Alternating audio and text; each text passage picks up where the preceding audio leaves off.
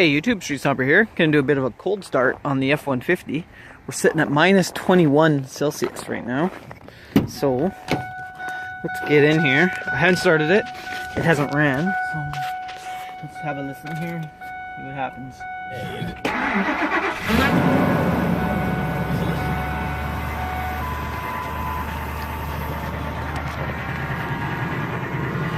Little knocky. It's bloody cold. Oh man, it is cold.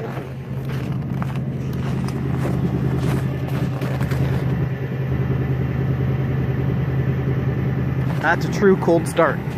Cold start in Canada, oh yeah. Starting to snow too.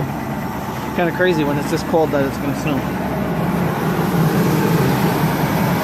There's our super cheap light bar in all its glory. Still working fine. Got it covered up so I don't get a ticket. Alright. Let's see what this thing's reading. That thing's only reading minus 14. That's interesting.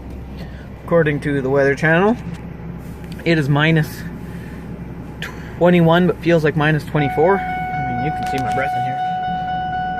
I don't think you guys can see that. It's bloody cold, man. Oh, my power steering's even frozen. Interesting.